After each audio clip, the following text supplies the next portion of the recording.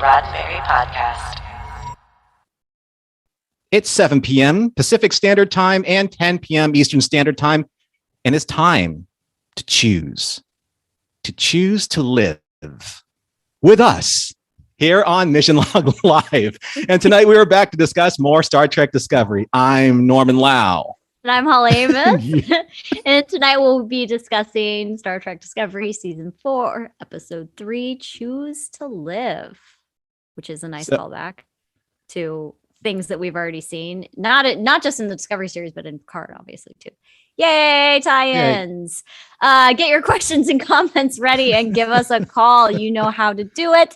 Click on the Zoom meeting link or use the one tap from your smartphone or call us at 699-900-6833 and enter the meeting code and password, and you will see the green room, the Earl Green room. The Earl Green room. And then he'll get us so sexy. He'll get you so on with green. us. Yes. It's not really green in there, though. It's subspace, right? It's kind of like a Stargate. You go in there, subspace and you mood step lighting through, right? Yeah. So full disclosure, folks, the reason why that I was a little, laughy, Holly was a little laughy at the very beginning, because last time I was on, I completely missed the cold opening start. I was told to count down from 7 when we saw the Roddenberry logo. So I was literally counting down. I was, but I was doing when you're in band, you're not supposed to stamp your foot to keep the beat. That's why I was the drummer, because I was, literally stamping the bass pedal to keep the beat. So yeah, I'm here counting down loud. I was shh. I'm I can't, 7, 6, 5. So here we are. You did fine. Right? You did fine. I'm sure everyone is super excited and replicate it. Replicate it every week from here on out. Every other week. I'm off the hook every other week. Every week that you're on. I know that you folks are entertained. We're here to entertain. Let's say hello to who's in the chat. So we'll say hi to Sam. Hello, Valeria. Nice to see you. Jalon True to you. Chris Rakers here. John Arminio. Sexiest last name in the chat. Bob Amos. Well, maybe second sexiest name. Oh, thank you.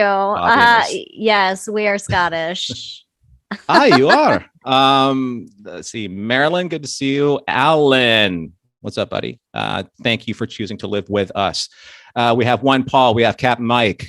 Let's see if we have another Paul here. Mike Northness. Oh, another Mike. Carlos, good to see you. Evelyn and Brett. And we have Mission Log, a Roddenberry Star Trek podcast. Good to see you too. Thank you for joining us with all of the details of how to join Earl's chat. Nice to see you here as well.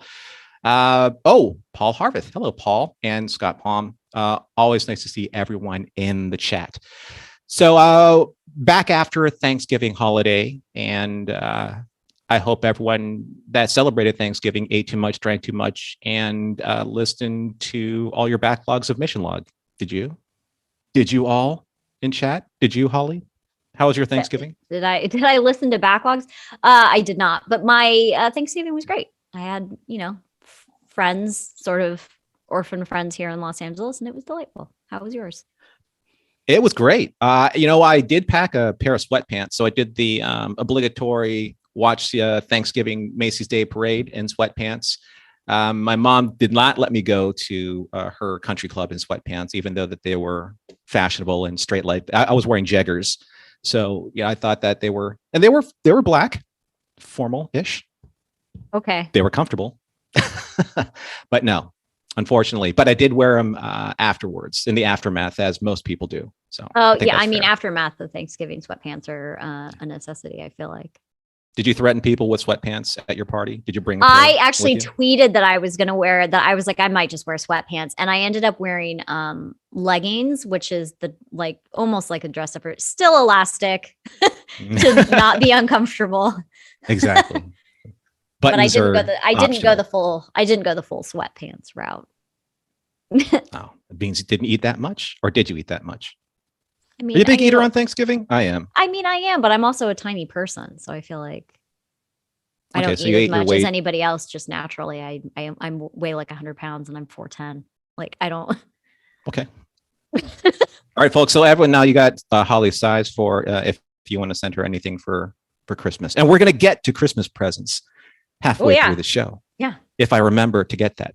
But just let everyone know what's coming up on Mission Log this week. Since we took a week off last week for Thanksgiving, this week we're going to be getting back to it. On Thursday, December 9th, we're dropping episode 429, Deep Space Nine's Till Death Do Us Part. We are in kind of like the spiral of the final arc of Deep Space Nine. This is the one where Sisko's torn between following his heart or the will of the prophets, the one where Damar and Kanar are at a crossroads, and the one where Worf, well, you'll hear all about Worf on the show, whether you agree with us or not. Also, we have our weekly show returning. John and I have recorded a fresh batch of Engage, where you can hear John and I listen, talk about and comment on listener emails that have come in from either recent emails or emails from the past. I do believe that we got to one that was as far back as 2018.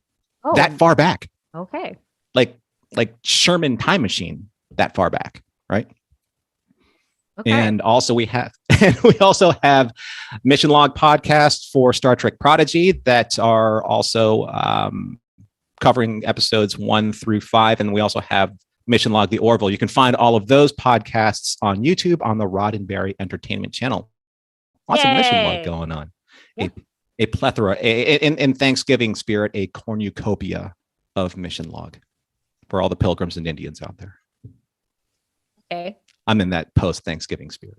Are you? You're not in holiday spirit yet? I mean, I already have my Christmas tree up. We did get the tree up.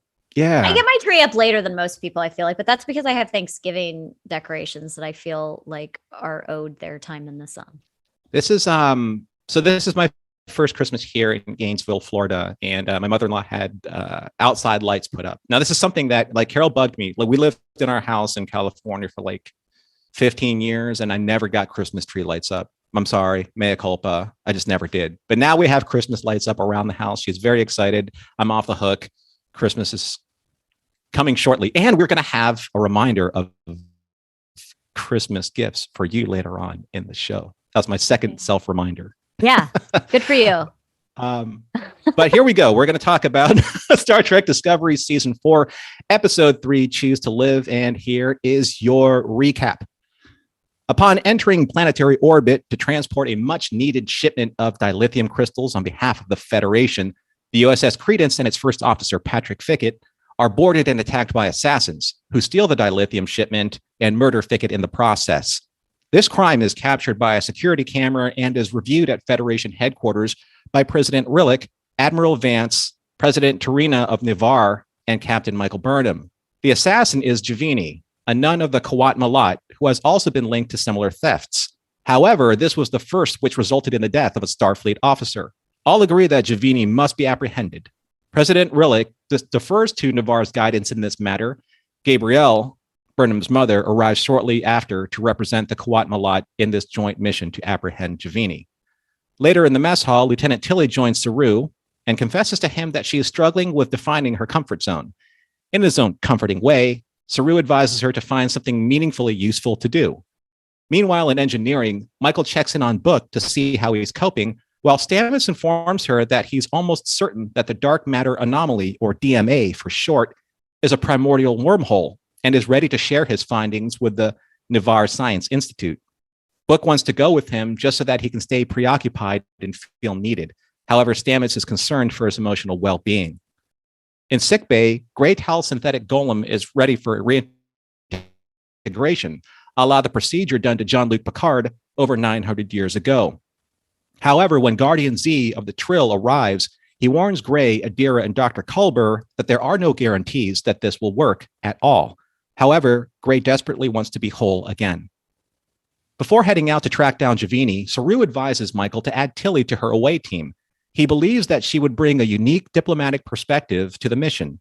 And with that, Burnham, captaining Book's ship, sets course for a barren moon. Michael wants to know why Javini is so important to Gabrielle, and she confesses that Javini is the one who nursed her back to health after she appeared broken and near death in this timeline. Upon finding Javini's hideout, Gabrielle persuades them to leave behind their phasers and take up their traditional swords of the Qowat Milat. Suddenly, Book's ship is boarded by assassins. They kill Gabrielle's fellow sister as Javini briefly appears, warning them to choose to live. Back on Discovery, Guardian Z tells Adira and Dr. Culber that the ritual was a success, but Adira is afraid because they can't feel Gray's presence anymore. Dr. Culber convinces them to be patient and to trust that all will be fine. Inside the moon's cavernous chamber that Tilly discovered thanks to the dilithium tracker, it appears to be filled with life pods in an almost centuries-old mausoleum. Burnham finds one pod opened and its inhabitant dead.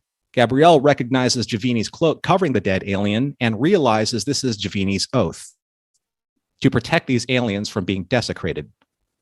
On Ni'Var, Stamets apprises the scientific council of his findings, and soon after, they retreat into deep meditation to analyze his theories. President T'Rina observes that Book is in severe emotional distress and tries to reassure him that there was nothing he could do to save Kwejian and that it wasn't his fault. Back in Javini's lair, the away team realizes that the moon is a ship that the dilithium is fueling.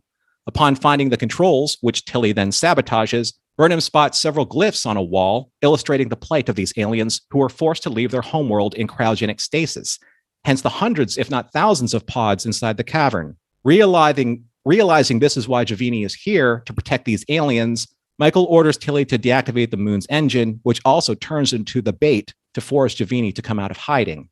After spending some time with Dr. Culber playing darts, Adira returns to Gray's side and takes his hand after listening to the advice that Hugh gave them, to be a light in the dark, to connect and to help guide Gray back to them if he cannot find his way.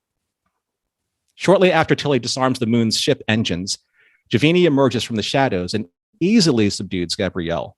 With her blade on Gabrielle's throat, Javini orders Tilly to restart the engines. Burnham tries to reason with her and wants to know why she's chosen this alien race as her cause. She explains that while exploring this region of space, she felt a scared and desperate mind calling out.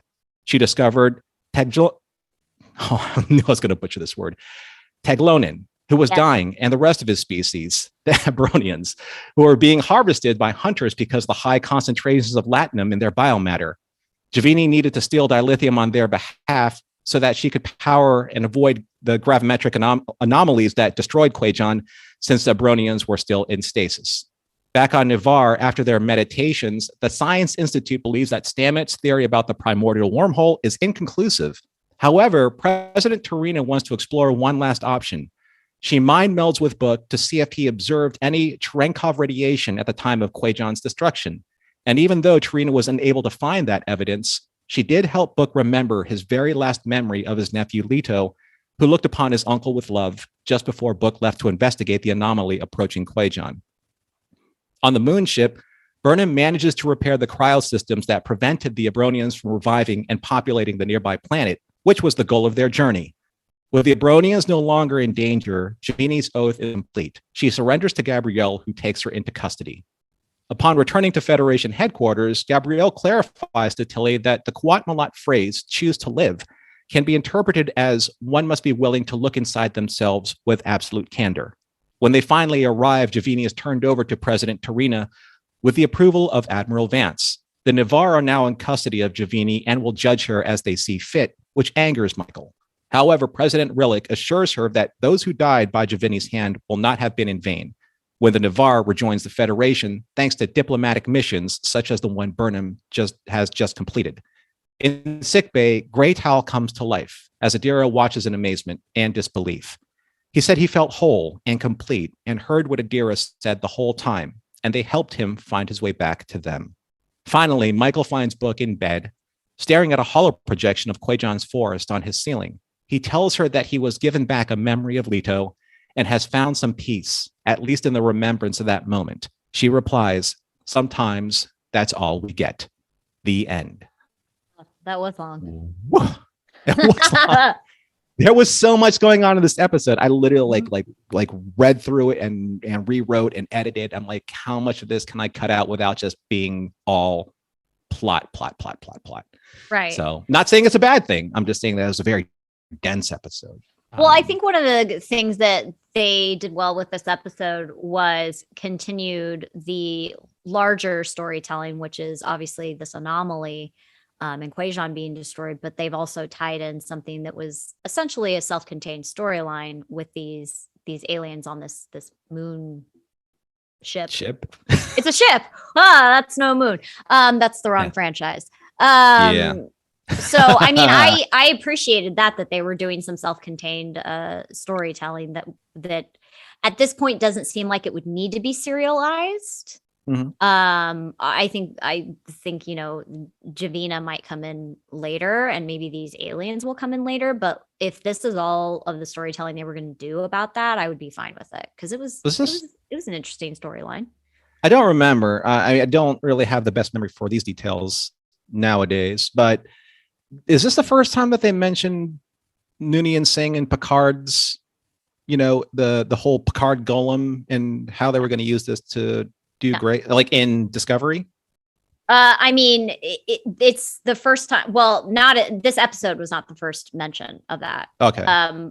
Colbert kind of mentioned it, not by name. He said an admiral like 900 years ago. He was referring to Picard, and that was I think that was in the first episode of the season. So not the first time, but is it like the first kind of tie-in, like all the way back to Picard and what they did, like in that series? I mean, ish, but so is like Navarre and the Qowat Milat. Like that's all in Picard too, right? Because Picard takes place right after Romulan is destroyed, which that was also what launches the Kelvin timeline. Yeah, so they're bouncing back and forth a little bit with some of the details. Which I appreciate. Yeah. Like I love that they're tying in they're tying them together with references. I mean, even Lower Decks was doing that, although not on such a serious level because it's a comedy and it's animated, but that show has references in it too that's tying the rest of the franchise together. But yeah, I feel like Navarre is sort of the connector at this point in terms of Picard and Discovery. Okay. So what else struck you kind of like as important morals, meanings, messages wise, or just kind of like tickled your fancy, your Star Trek fancy, if you will? Well, I mean, I think that the continued conversation of grief is interesting, but also sort of hitting close to home for me because I'm still going through a grieving process of having lost a close friend last year. But one of the things that I noted this that I really appreciate in this episode, and it's something that I feel like Star Trek has done well in the past, is not just have like a bad guy or a villain for the sake of having a bad guy or a villain. Because I remember as a child watching like Disney stuff and there being like the evil queen. Okay, but why is she evil? Like there has to be a motivation. And Gabrielle basically saying like there has to be a reason why, she killed this captain and why she was trying to steal the dilithium. Like there has to be a reason why Javini was doing all of this. And there has to be a reason. I want to figure out what the reason is. So I appreciate that instead of it just being like a baddie for the sake of storytelling, that they explored like the reason why.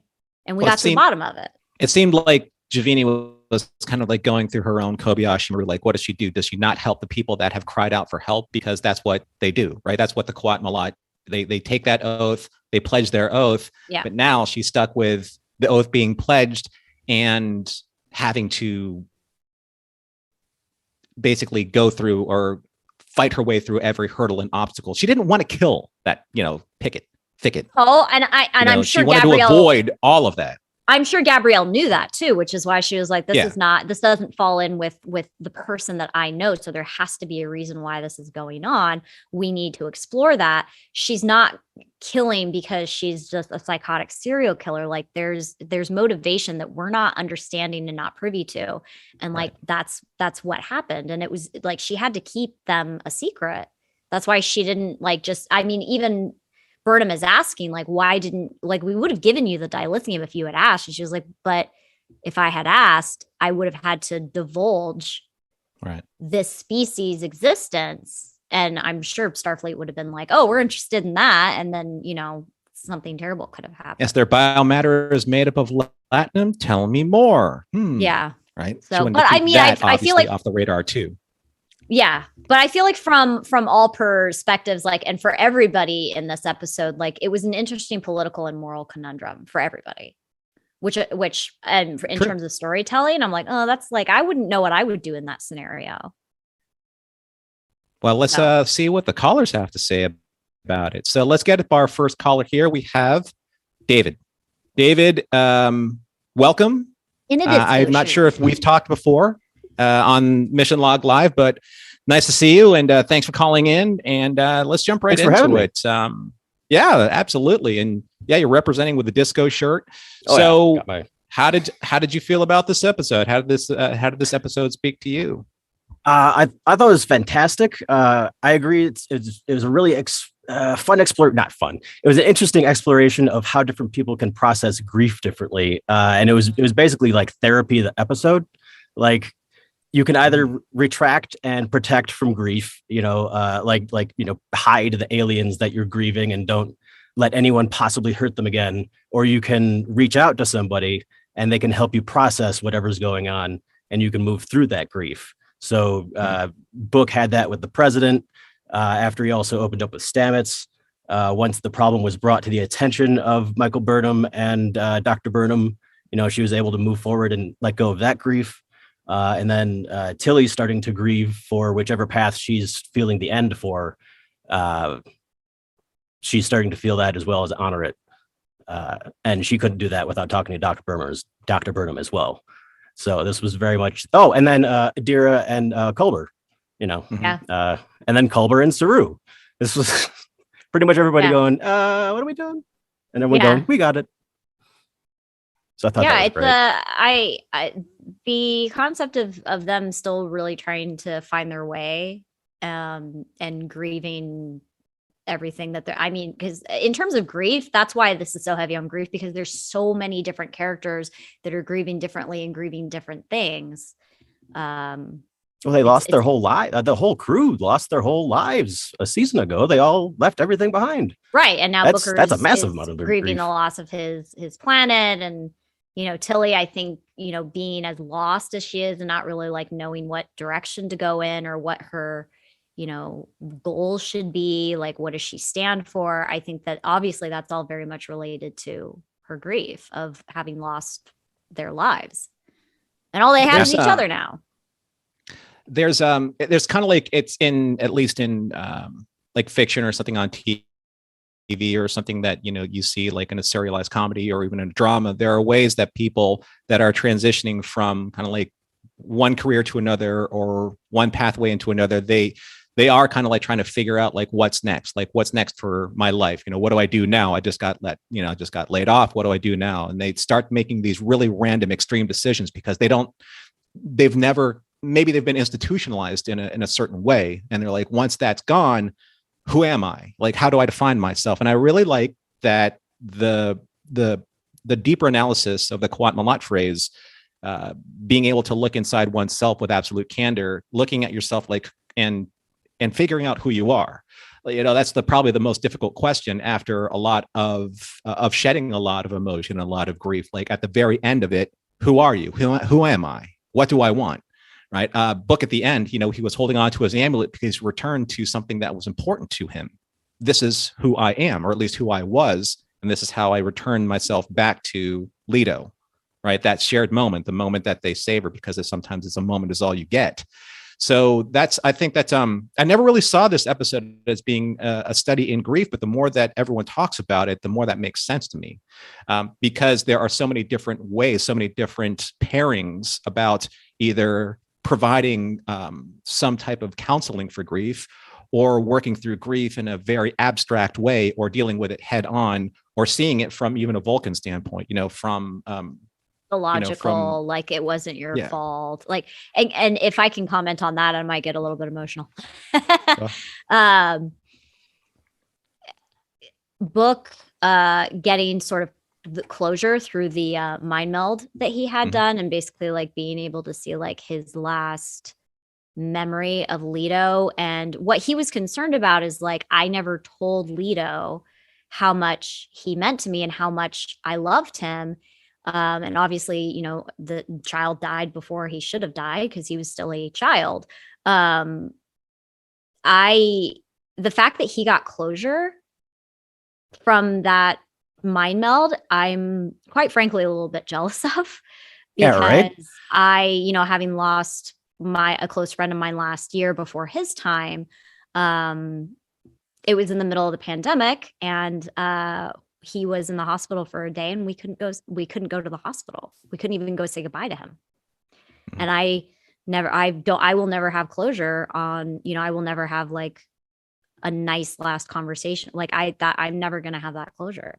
So that whole scene where he's like, thank you for, helping me see that. And I was like, I want that, but I'm never going to get it. Anyways, that's my, my comment on grief and what I'm going through and how I was connecting to those characters.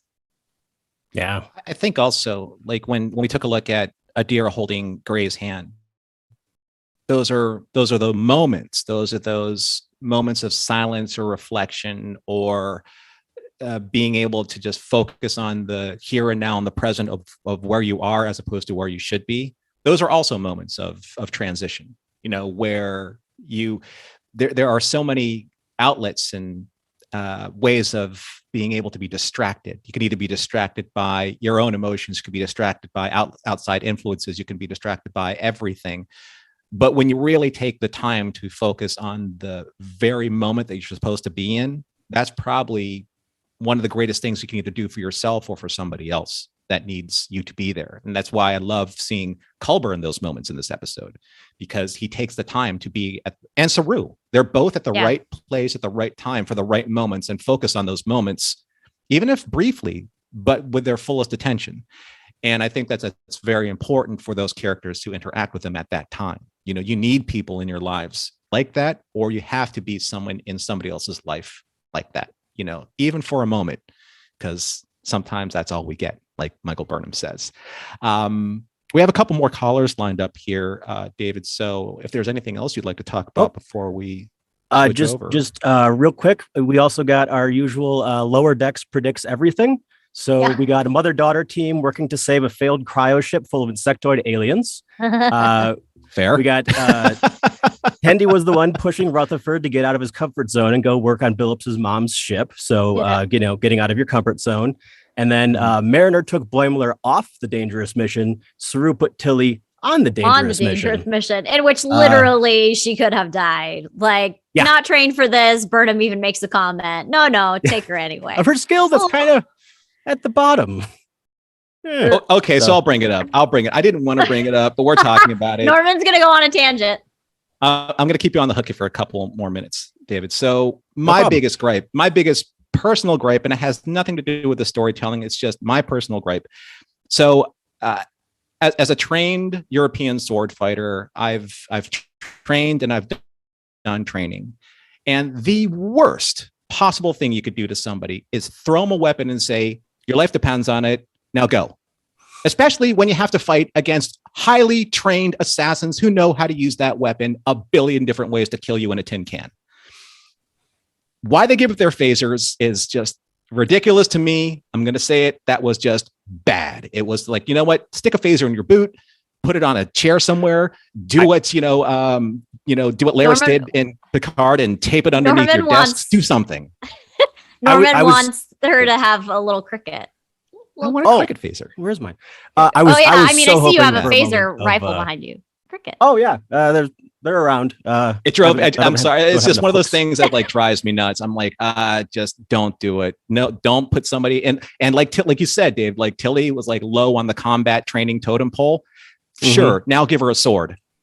That's a good. To be fair, they didn't know that was going to be a thing until they were on the ship and already there. And Gabrielle was like, "You're not taking phasers," and Michael was like, yes, we are." And she was like, "No, because like diplomacy." I was like, "Okay." I was kind of but then those people beamed in. I'm like, diplomacy be damned. I'd be going for my phaser in a heartbeat. Like these people just beamed into our ship. What's up with that? I'm just like, I don't know. It just that kind of stuff drives me a little bonkers. But that's just me. I just got a little bonkers. My caffeine just kicked in. So sorry, people. You're just gonna have to deal with me this way for the rest of the night. Thanks, Dave. Sorry to bite your ear off with that, but it's not your fault. You just brought it up. Thanks for calling, man. Appreciate it. No problem. Thanks for having me. Thank you. Yep. Nice phaser rifle. Call in next time. We'll talk to you later.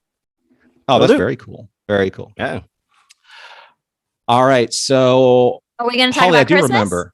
We are. We're going to talk about Mm-hmm. So, Holly, you had a great idea. We're going to be talking about stocking stuffers. It's the season. And what better stocking stuffers to stuff in your stockings than socks? Because we love socks. And we love these socks because these socks come from cufflinks.com. So you can be one of the crew of Starfleet with the gift set of socks. Included in the socks are the Delta Shields in red, as you see here. Right? Yeah. And yellow, which you just saw, and blue. I can't believe my camera's picking these up. This is amazing. One in a lifetime experience. This is the perfect gift for a diehard Trekkie, officially licensed by CBS Studios. The set includes these 3 pairs of socks, and it comes in gift packaging. One size fits most, up to a men's size 12. And you got to love cufflinks.com. They're a small family-run company that loves classic men's accessories, but I'm sure that everyone can wear these because they're very nice. They're large, and they have the best way that you can express your own Star Trek individuality. Use code BESTGIFTS, BESTGIFTS, to get 15% off site wide. And if you spend over $100, you will also get free 3-day shipping. Orders will ship the same day or the next business day. Go visit cufflinks.com and get yourself some socks, or get yourself some socks for that special Star Trek fan in your life. Roll them up, stick them in the stocking. You'll be good to go. Yay! So, I got Maybe mine. it's a Star Trek but I wouldn't mind another. That wouldn't it be awesome if the stockings looked like this? Then you stick these in the stockings.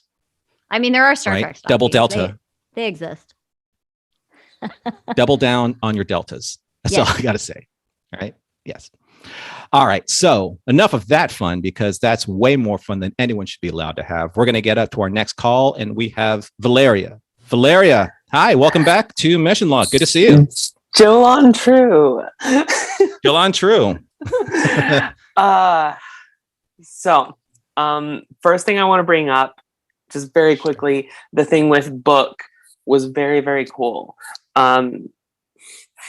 So my mom is a therapist, and so like something that I've heard her talking about is that like one of the big theories around how trauma lives in our bodies right now is that it's reactions that we aren't able to finish doing in the moment.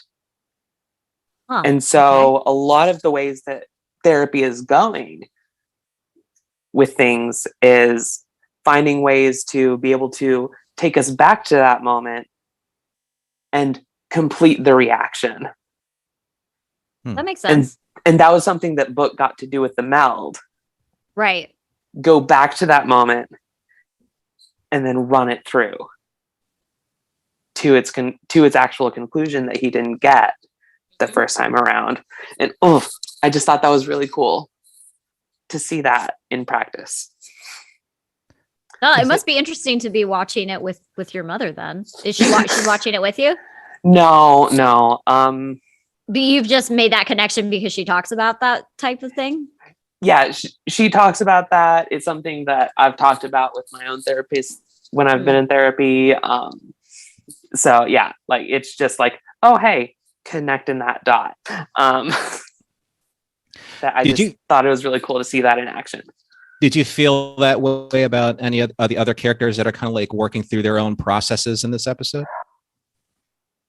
So like Tilly, it's like, because Tilly's working through a lot of, she seems lost and she's trying to find her way back to somewhere. Yeah, I feel like we're still like very early stages of what she's dealing with to really get a clear sense of how they're exploring that. I hope. I mean, because they started a very interesting storyline with Detmer in season 3 with her PTSD, and they never really followed through with that from a character arc standpoint. I do hope that they follow through with it in terms of Tilly's character, maybe because she's, a little bit more of a premier character in the show, but I don't want this storyline to fall off. So lack of follow through is the other big thing that I want to talk about. And Okay. there's been quite a I mean, they're having like a 50-50 on being able to follow through versus like just completely forgetting about storylines that they've introduced. Yeah. And so, okay. This is a thing where talking to a bunch of other trans fans of Star Trek, there was a lot of initial pushback to how we were introduced to Adira and Gray. And it just being, here are our first intentional, explicitly trans characters played by trans actors in the franchise. And we're going to start with death and pain and trauma. Yeah. And that hurts a lot. But I've been one of the people pushing back on that just slightly, saying, okay, this is setting up a really interesting Trill story with the situation that we have with Gray and Adira still being able to perceive Gray in this way that Trill normally aren't able to perceive previous hosts. And so I was like, there's expansions on Rejoined in this. Yep. This could be a really cool Trill space to explore. If they explore this, they might be able to justify it. Well, I think that they're already doing a little bit better job than Rejoined, because Rejoined was sort of a skirt around to get past at the time, was still, you know, they were still a little bit trepidatious about going into those storylines. So the Trill gave them an excuse, sort of. Yeah, no, and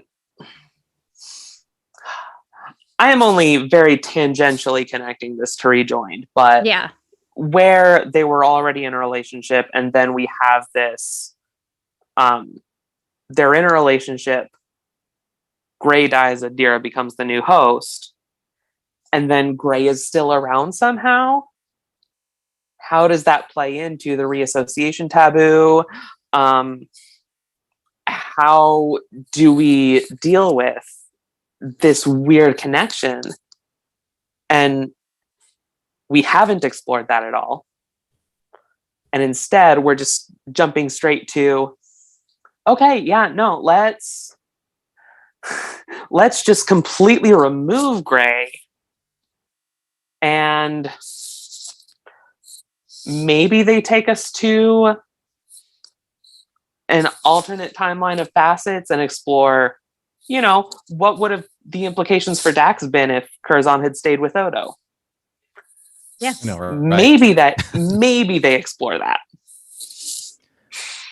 But they haven't given me a lot of confidence that they're actually willing to take the time away from these galaxy threatening arcs to explore these concepts. That so do you feel that there's are you frustrated that they're going in the right direction but just won't continue with any development? It's where the frustration is maybe starting this all with trans pain and trans trauma might have been worth it if we were going to explore the ideas that it sets up. But if they're just going to do the thing that they so often do of setting up an idea and then closing it to where no future writer can come back to the situation that they've set up, and just refusing to explore it before closing it. Because right, so you're not wanting it to be wrapped up in a pretty bow and for them never to be able to refer to it or expand upon it ever again. Right. It's like, if we're not going to explore the space that this creates, why are we inflicting this pain in the first place? Sure. Because No, that and like that's a thing in general, but like as a trans Trekkie with a bunch of trans Trekkie friends, the Adira and Gray situation is especially frustrating. And are you all frustrated? Because Sam is in the chat and says that their trans non-binary Adira and Gray story is beautiful and so relatable to me and many others. So I feel like there's a little bit of a split in that sense. That so a lot of the frustration around it is the introduction through the trauma and pain. That's where a lot of the frustration that I've seen is. Just the introduction itself. Yeah, just the introduction itself. Like, they've had a great story. It's just like, why did you have to go the trauma and pain route to introduce it if you're not even going to explore the space that the trauma and pain opens up?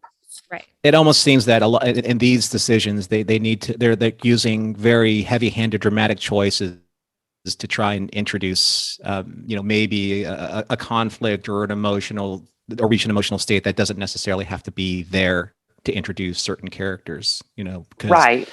They could have easily introduced Gray and Adira in a more lighthearted, or I should say, less devastating way. Exactly. Exactly. Yeah. Mm-hmm. And they literally could have just not had Gray be dead. Yeah. I don't feel like that's the way Discovery goes. So just death is everywhere in Discovery. And that's one of my personal frustrations with Discovery.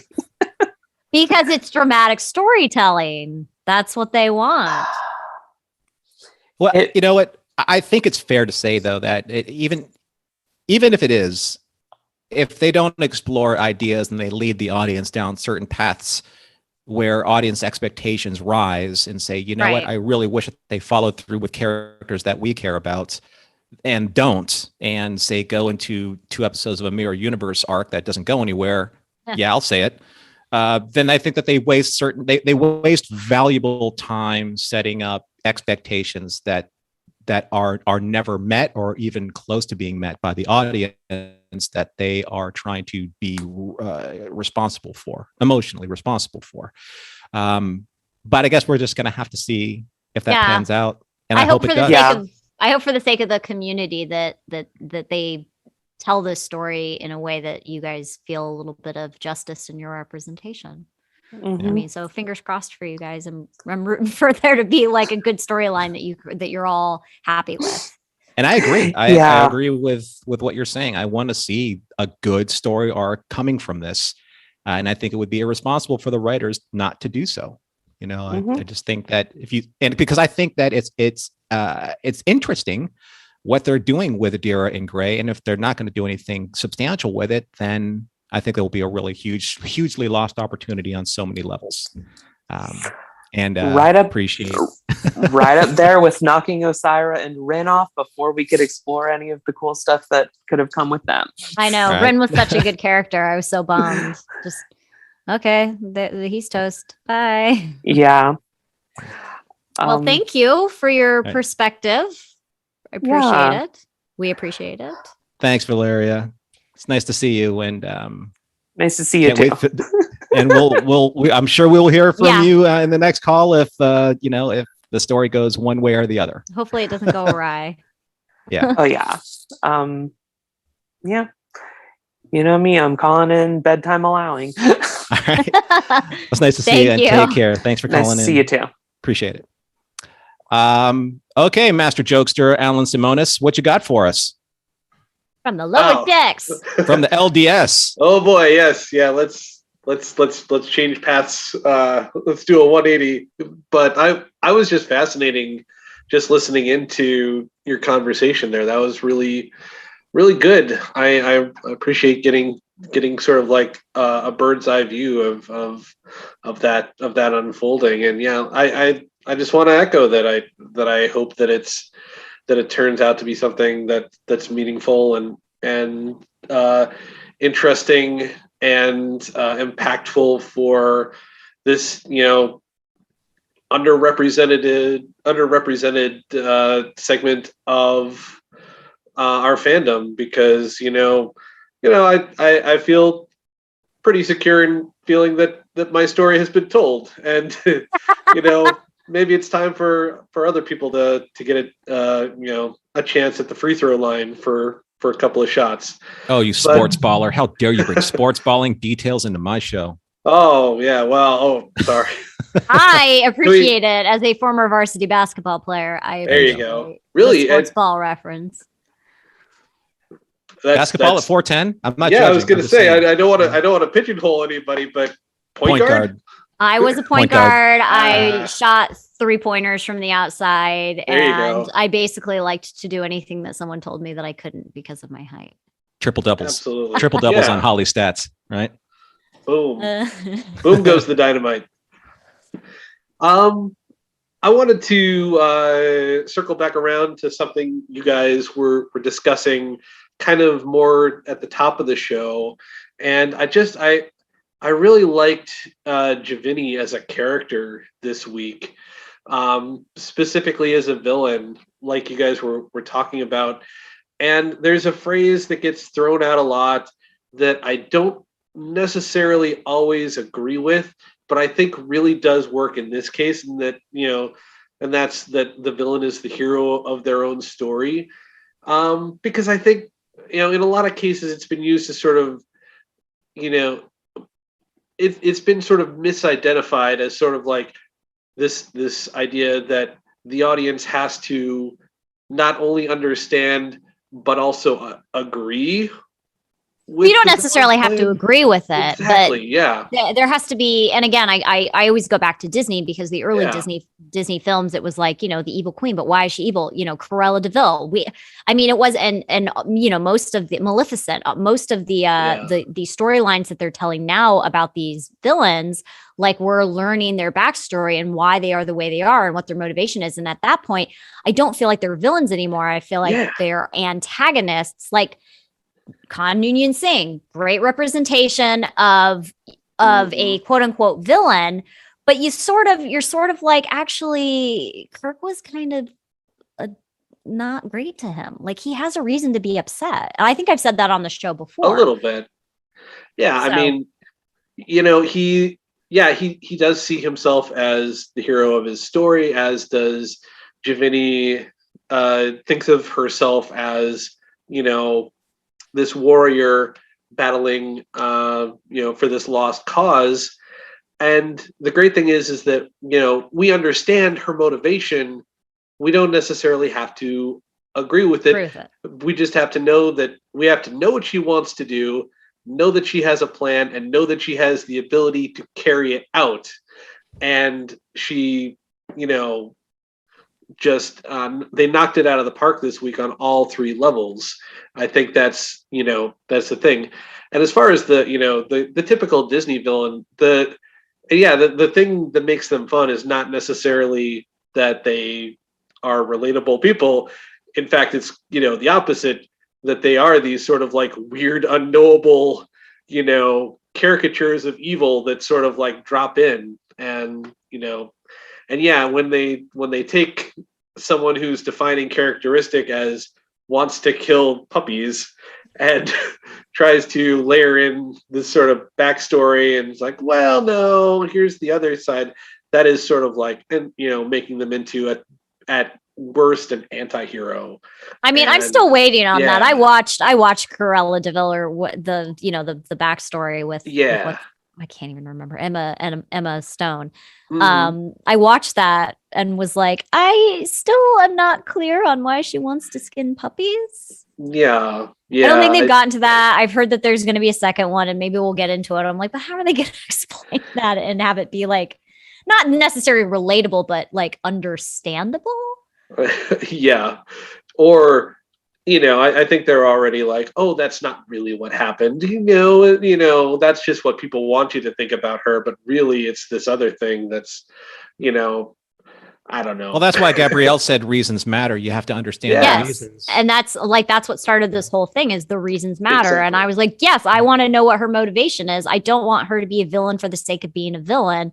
I want to know. But they can still why. be a villain, even if like you just the title of villain is usually, it's the narrative, it's the narrative process of just giving somebody being more than being just the antagonist. But when you see the reasons behind it, you can make the assumption or you can make the validation for yourself whether or not this person is truly a villain based on, morality, based on law, based on, all these different factors. They can still be a villain in the end, but at least you know who they are. As opposed to, you're right, the evil queen, the evil king, the power that be that's supposed to, provide the drama for the story just because a hero needs, something to thwart. But it's far more interesting when you're dealing with shades of gray, right? Because they're one of the best things. J. Michael Straczynski pretty much writes all the best things that I like. He said that the truth is a three-edged sword. Your version, their version, and the actual truth. So you're only going to see two sides of a three-sided perception, and that third perception is it's unknowable because you'll always only be one or the other side. So that's what adds for great drama. And if Giovanni was just this, just an evil in the universe, she would have been boring. But at the end, we're like, yeah, she was also fighting capitalism. Saved an entire species. She was also fighting capitalism because I love the fact that they're not just a species that she's defending. They're a species that they're going to skin because their skin makes money. Yeah. Right. And lots of it. So you got to dig that. Right. Maybe it was Cruella. It was Cruella this whole time. Cruella Giovanni. Is that what you're saying? No, whoever was Getting whoever them. was going after the Abronians. Yeah, don't you want to go out on a limb and say it was probably a Ferengi? I'm saying Ferengi. Am I wrong? I don't know. I mean, I don't know. Yeah. Well, I mean, it's entirely possible. I mean, they still exist. We've seen one. We've seen One. proof. Yeah, they've got a little bit more ridge on their ears, but they're still around. Mm-hmm. All the better to hear you with. We have about time to get to our one last caller. So Alan, we're gonna have to let you go here. No worries. It's been fun, and we'll see what next week has in store for us. All right, buddy. We'll talk to you later. Peace out. Bye. Bye. And wrapping up this Mission Log Live, we have Kim. Hi, Kim. First time calling, or have we just not talked before? Calling last week from Starfleet Command. Oh, yes. And I'm still from Starfleet Command. I see that. Oh. Yeah. And so, Norman, first time talking to you. Okay. Second time, John, many times before. But, well, I'm honored. Yeah. Nice to meet you.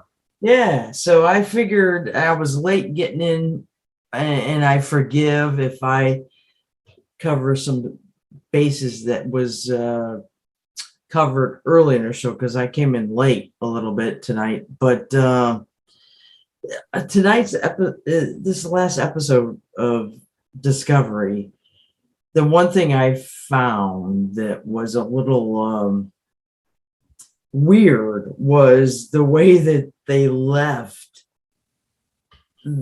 so you've got the Guamlat with the alien species, and yet they just kind of left them, right?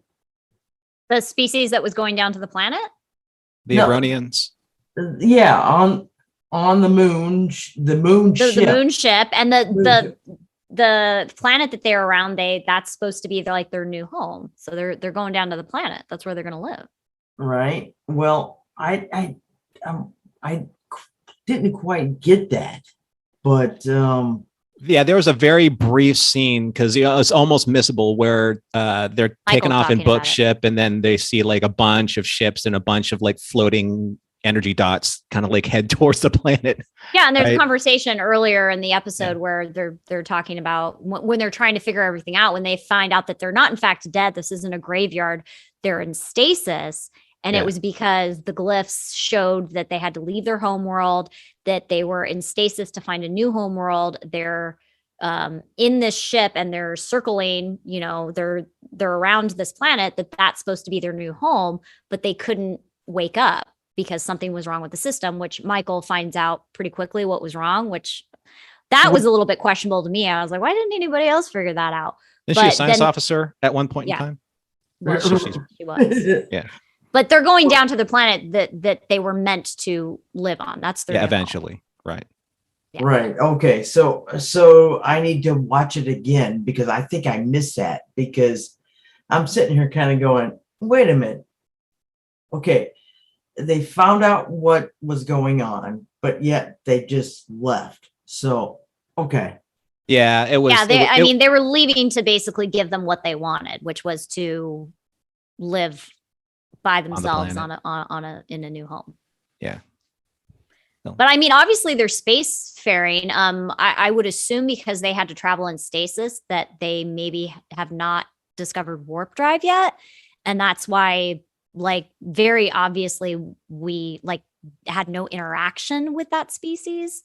I mean, obviously they probably know that there's other species out there because there was, you know, the telepathic connection with Giovanni, but I would say that probably protocols come in here and they're probably not advanced enough to be doing warp drive, which means that we can't really interact with them. We can't first contact with them. Or I mean, maybe we can and we can just break the rules like always. I don't know. Right. Yeah. So, you know, there was that huge amount of emotional baggage going on in this episode too. I actually thought that they were kind of pretty much compressing it and throwing it all in to trying to get it done, you know? Well, I think we sort of feel like all of the episodes have been pretty jam packed in the storytelling because, you know, I feel like, again, the writers at the beginning of putting this season together had a lot that they wanted to go over, but they only have 10 episodes, but there's all of these like minor storylines and this was like sort of a self-contained storyline, but they still have to tell the rest of the story. Like it's all of the episodes so far, all three of them have been very jam packed with emotional and emotional storytelling. I tell you what, you never really feel it until you have to write the synopsis for it. Honestly, it's so hard to write a review, like a recap, a short recap, or at least a reasonably short recap when there's so much like a plot that's driving like the entire episode. So many cutbacks, so many back and forth, so many short conversations, longer conversations. Not even really like big action pieces, you know, that chew up a lot of scenery, you know, like a big 25-minute battle, you know, it's like, you know, ships exploded and stuff. Okay, but when that does happen, people complain about that. Oh, it's just pew pew Star Wars. So like, I feel like that's not what I'm saying. What I'm saying is that it's easy to write that in a synopsis. You know, there's a big battle sequence. Cool. Exactly. You know, ships explode and then they do this, as opposed to these who are having a conversation. These who are having a conversation, they go on the ship, They go on this ship, they go to the planet, they go to this planet, they go back to that planet, you know, and then back to this and back to that. So reading that way, or writing it that way, you can tell that the writers are trying to pack in a lot. And there's one thing to be said about, you know, dense pacing in a story, but there's nothing to be said about not letting enough moments breathe. And I don't think that Discovery gives enough time for specific moments to breathe. Not as much as I think that they need to. So, well, I mean, clearly not, seeing as, you know, people are missing major parts of the storyline, like, you know, Kim missing. That's their new homeworld. Right. It was there, but again, it's just one of those things where it can easily, like, if you went to go get something to eat, you know, or just, you know, went up to go pick up your phone or put it down, you may have just missed that entire scene because it's so quick. Carlos is asking in chat, is the storyline self-contained? Will we never see these people again? We discussed this briefly earlier. We don't know. But my point is if this was a self-contained storyline, I'd be fine with it. And it could be, but, you know, hopefully we'll see some of these threads, you know, maybe pick up or pay off. It's hard to say, like, in how many more episodes? 9? Less than? What are we at? 10? Or are they doing 10 episodes? I didn't even look. 10 or 13? I think we might have 7 episodes left. I didn't even look up how many. I mean, they kept changing it. It went from like 13 to 15 one season or something. Like, I didn't even look. I think we're at 10 though. Can we have about time for about one more question from you? So if there's anything else you'd like to say before we wrap this up, now's your time.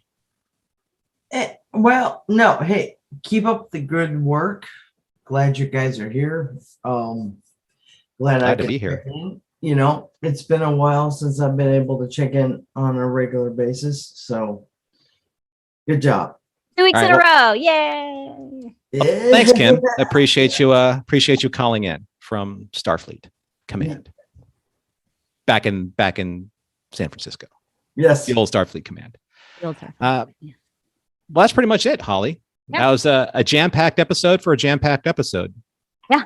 Yeah. I'm going to give you just a minute or two here just to see if you wanted to talk about any other points from this episode that you weren't able to get into before. I mean, we went through all of my notes and mostly other people were bringing it up. So that was lucky for me. Yeah, you know, we did kind of like, I do love hearing all the points about how this episode did focus on grief, even though that didn't strike me at first, but I can completely see why that is the case.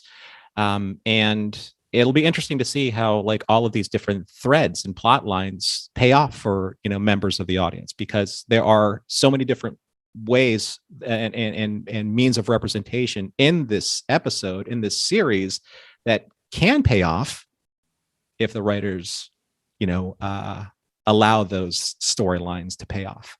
I'm very interested in seeing where Adira and Gray end up in this whole equation, because something that's always bugged me about Star Trek in general is that I just never feel like they give the full attention to Trill culture as they need to. I only feel that we only get bits and pieces of it, but we never see the full picture. And like the goalposts keep moving with it. So maybe that's just my perspective on Trill culture, or the way that they've handled the Trill in Star Trek so far. But we'll see, I guess. All right. So thanks everyone for joining us. Appreciate you all being here. Mission Log Live is produced by Roddenberry Entertainment, executive producer Rod Roddenberry. Technical production on Mission Log and Mission Log Live is provided by the host of the Green Room, Earl Green. Be sure to visit podcast.roddenberry.com for the latest from Roddenberry podcasts. If you would like to support Mission Log directly, give us a look at patreon.com/Mission Log. Thanks to Holly for being such a wonderful co-host again for Mission Log Live. Glad to have her here. And thanks to everyone who joined us live or who will join us later. Stay safe, stay healthy. We look forward to talking with you next week.